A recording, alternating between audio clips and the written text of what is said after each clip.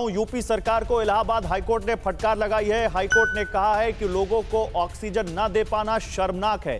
UP सरकार my way या no वे का रास्ता छोड़ दे।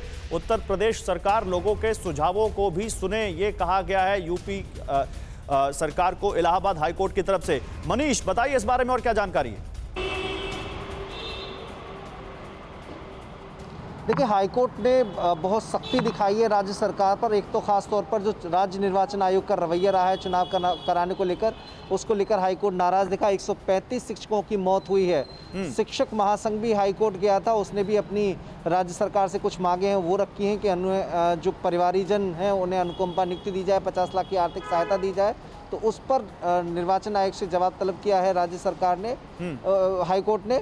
और दूसरा जो बड़ी बात हाईकोर्ट ने कही है कि जो जिला जज हैं वो नोडल अफसर अपॉइंट करें।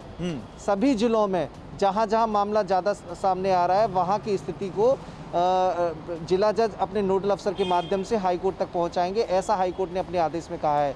कई सारी गाइडलाइंस भी हाईकोर्ट ने जारी की हैं। साथ ही जो गृह सचिव हैं तरुण गुप्ता, उन्होंने एक रोड मैप पेश किया था, उसे खारिज करते हुए हाईकोर्ट ने कुछ सुधारों के साथ पूरा ब्लूप्रिंट मांगा है कि इस स्थिति से लड़ने के लिए क्या स्ट्रेटेजी राज्य सरकार की है वो हाईकोर्ट को बतावें।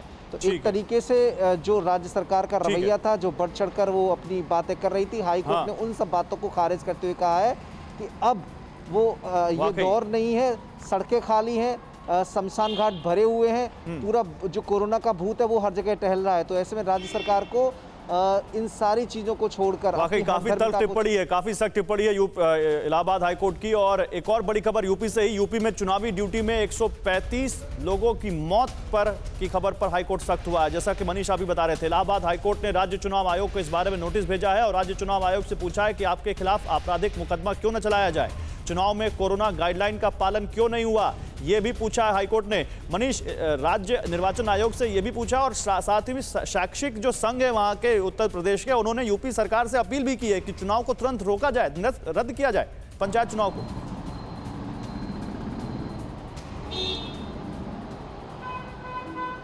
मनीष, आवाज आ रही है आप तक?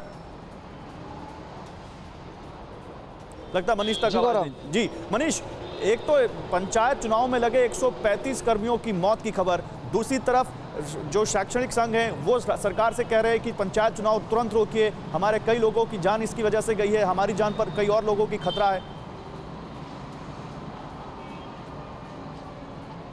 देखिए, बिल्कुल गौरव, चूंकि पंचायत चुनाव में अधिकांश तौर पर जो कर्मचारी होते हैं वो शिक्षक होते हैं। शिक्षा डिपार्टमेंट से, चाहे संविदा कर्मी हो या फिर अनुदेशक हो या फिर बेसिक शिक्षा के शिक्षक हो, वो सब ड्यूटी करते आ रहे हैं। कई जिलों से ऐसी खबरें हैं कि पॉजिटिव होने के बावजूद उनसे ड्यूटी कराई गई। एक खतरा ये रहा कि वो मतदान अधिकारी या पीठासीन अधिकारी हैं, लंबी लंबी लाइनों को डील कर रहे हैं, तो संक्रमण के विस्तार का खतरा उनके जरिए हुआ। दूसरा, 135 शिक्षकों को जान गंवानी पड़ी, तो उनको एक तो अनुकंपा नियुक्ति दी जाए, उनके परिवारीजनों को 50 लाख की आर्थिक सहायता दी जाए, ऐसा शैक्षिक महासभा ने मांग की है। साथ ही राज्य सरकार को हाईकोर्ट ने फटकारा भी है कि कोविड प्रोटोकॉल का आखिरकार पालन क्यों नहीं हो रहा। अभी एक चरण का चुनाव और ठीक है। शुक्रिया मनीष आपका इन तमाम जानकारियों के लिए। फिक्र आपकी, सोमवार से शुक्रवार रात 9 बजे सिर्फ TV9 भारतवर्ष पर।